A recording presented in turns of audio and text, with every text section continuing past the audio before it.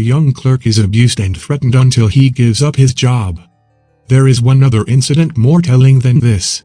On the 6th of March 1938, a meeting of the Bangis was held at Kasarwadi behind Woolen Mills, Dadar, Bombay, under the chairmanship of Mr. Angela Yadnik. In this meeting, one Benji boy narrated his experience in the following terms.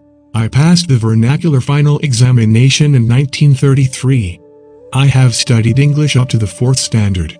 I applied to the school's committee of the Bombay municipality for employment as a teacher, but I failed, as there was no vacancy. Then I applied to the backward classes officer, Ahmedabad, for the job of a Talati village patwari scribe, and I succeeded.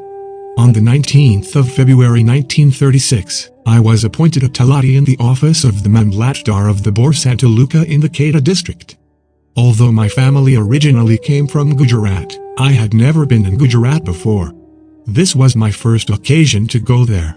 Similarly, I did not know that untouchability would be observed in government offices.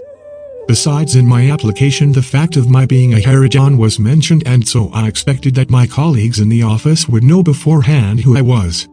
That being so, I was surprised to find the attitude of the clerk of the Mamlatdar's office when I presented myself to take charge of the post of the Talati. The clerk contemptuously asked, "Who are you?" I replied, "Sir, I am a Harijan."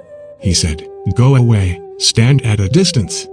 How dare you stand so near me? You are in office. If you were outside I would have given you 6 kicks.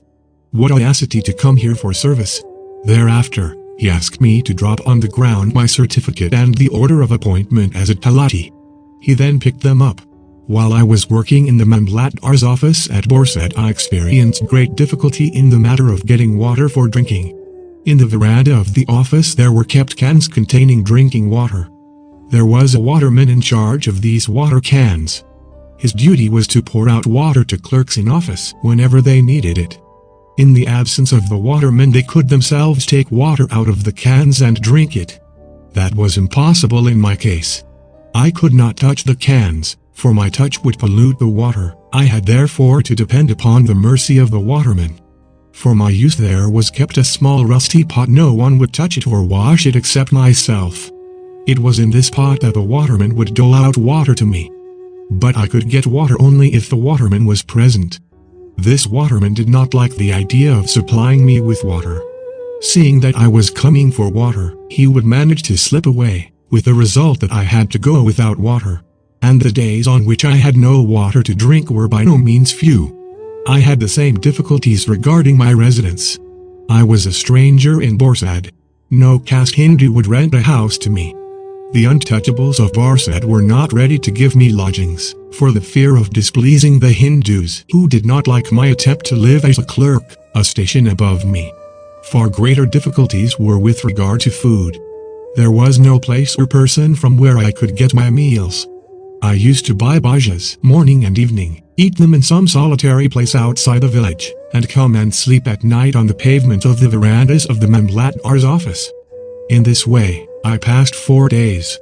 All this became unbearable to me. Then I went to live at Gentral, my ancestral village. It was 6 miles from Borsad. Every day I had to walk 11 miles. This I did for a month and a half. Thereafter the Mamlatdar sent me to a Talati to learn the work. This Talati was in charge of 3 villages, Gentral, Kapur and Sijpur. Gentral was his headquarters. I was in Gentral with this Talati for 2 months. He taught me nothing, and I never once entered the village office. The headman of the village was particularly hostile. Once he had said, "Your fellows, your father, your brother are sweepers who sweep the village office, and you want to sit in the office as our equal? Take care, better give up this job." One day the Talati called me to Sijpur to prepare the population table of the village. From Gentral I went to Sijpur. I found the headman and the Talati in the village office doing some work.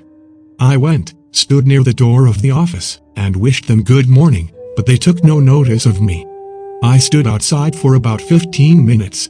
I was already tired of life, and felt enraged at being thus ignored and insulted. I sat down on a chair that was lying there. Seeing me seated on the chair, the headman and the Talati quietly went away without saying anything to me. A short while after, people began to come, and soon a large crowd gathered round me. This crowd was led by the librarian of the village library. I could not understand why an educated person should have led this mob. I subsequently learned that the chair was his. He started abusing me in the worst terms. Addressing the Ravania village servant, he said, "Who allowed this dirty dog of a Benji to sit on the chair?" The Ravania unseated me and took away the chair from me. I sat on the ground. Thereupon the crowd entered the village office and surrounded me. It was a furious crowd raging with anger, some abusing me, some threatening to cut me to pieces with a daria, a sharp weapon like the sword. I implored them to excuse me and to have mercy upon me. That did not have any effect upon the crowd. I did not know how to save myself. But an idea came to me of writing to the Mamlatdar about the fate that had befallen me, and telling him how to dispose of my body in case I was killed by the crowd. Incidentally, it was my hope that if the crowd came to know that I was practically reporting against them to the Mamlatdar, they might hold their hands.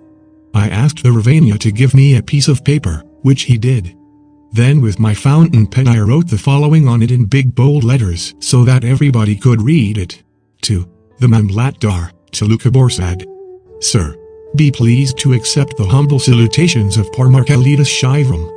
This is to humbly inform you that the hand of death is falling upon me today.